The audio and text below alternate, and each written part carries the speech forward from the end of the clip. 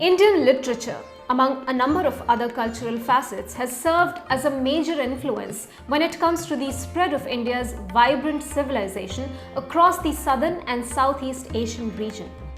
Welcome to another episode of The Bottom Line. I'm Nivedita Tiwari, and today we are going to delve into Southern Asia's Indian connection.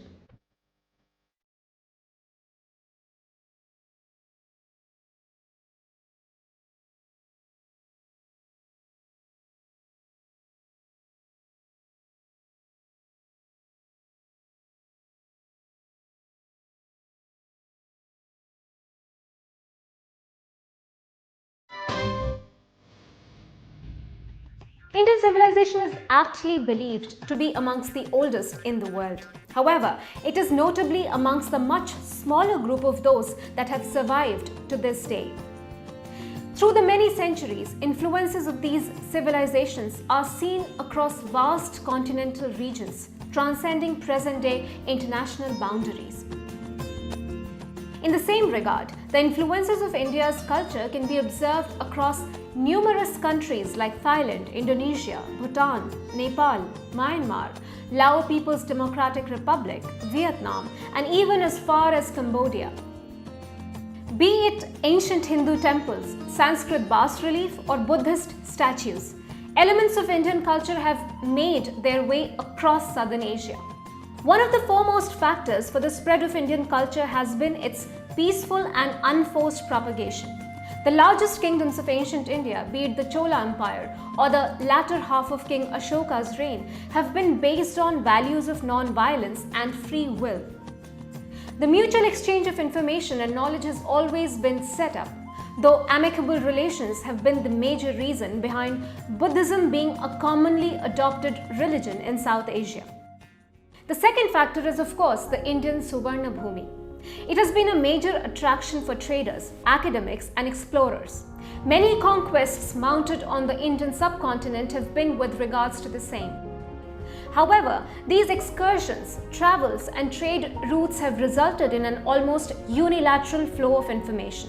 India's southern parts, with their spice-rich gardens, have been the reason behind trader-turned-settlers coming to India and adapting to a new way of life. Whenever they moved back, they took with them an immense amount of universally acceptable knowledge. The iconic Indian architecture now seen across Vietnam, Myanmar, Cambodia, and Lao PDR was also heavily influenced by Indian practices that reached these faraway countries via land and sea routes. Sanskrit and Tamil are two of the oldest languages in the world. These languages and their many variations also served as catalysts when it comes to cultural exchange. Many modern-day languages like Burmese, Thai, Laos, etc. are sourced from Sanskrit, which arrived in these areas from India. Moreover, Sanskrit was also used for official purposes in royal courts, military, and legislation. This idea can also be ascertained through some of the oldest archaeological discoveries that notably have Sanskrit carvings. Religiously too, Sanskrit was one of the most commonly used languages, and as a result, Brahmins from India were highly respected for their counsel and cosmic intellect. In similar regard, Indian artistic sensibilities, primarily paintings and sculptures, have travelled across Asia as well. Notable similarities between India and other Asian countries are easily discernible in archaeological findings and even contemporary structures. Take, for example, the discovery of a monolithic sandstone Shivalinga from the 9th century in Vietnam, or the Mahabharata monument depicting Krishna and Arjun riding a chariot placed prominently in a park in central Jakarta. Historic literature like the Ramayana and Mahabharata have been easily recounted by Indians travelling to other Asian countries. The original Sanskrit text has now been adopted by different countries after making culturally relevant additions. Be it the Ramkher in Cambodia, Yamazado in Myanmar, Ramakien in Thailand, or the Pra Lak Pra Ram in Lao PDR. These epics and their indigenization has enabled an inseparable but distinct Indic influence across Asia. India has been known to preserve its ancient knowledge.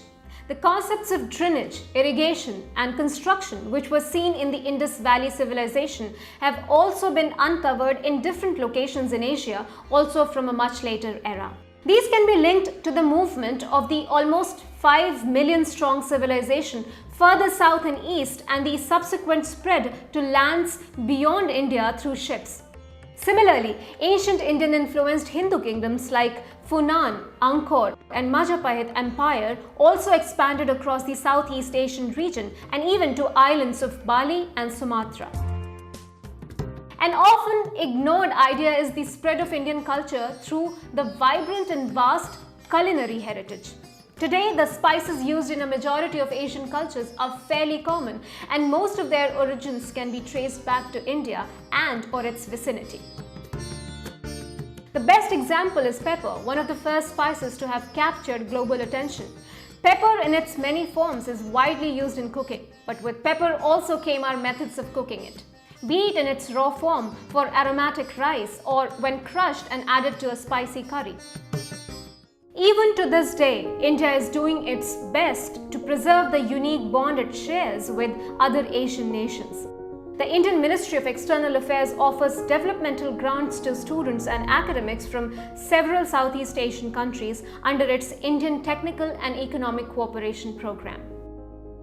Moreover, through an extensive partnership with the Archaeological Survey of India, India has been working tirelessly to restore ancient monuments to their former glory in Vietnam, Cambodia, Laos, Bhutan, Nepal, Myanmar, Thailand, etc.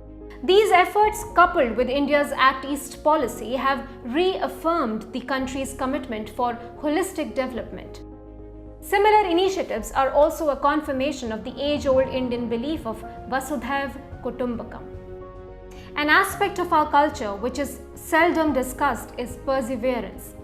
Let me take you back in time. Consider the frequently invaded Trans-Himalayan region of Spiti. This area and its Buddhist population often fell victim of nomadic raiders. But even today, the over 1,000-year-old Tabo monastery is a testament to our culture's spirit of survival. Now consider the temples of northern India that have remained functional through tough weather, floods and famine. Even in the east, the remnants of the Konark Sun Temple stand tall even today, representing the glory of India's traditions. The temples of southern India have ceaselessly functioned as repositories of ancient knowledge, cohabiting with the traders and ships from across Asia coming in and exiting its coastline. Although the time has changed and the world has become increasingly digital, our values and beliefs have remained strong. The idea of building a more inclusive and connected world is still India's primary goal. Keep watching New India Junction. Namaste.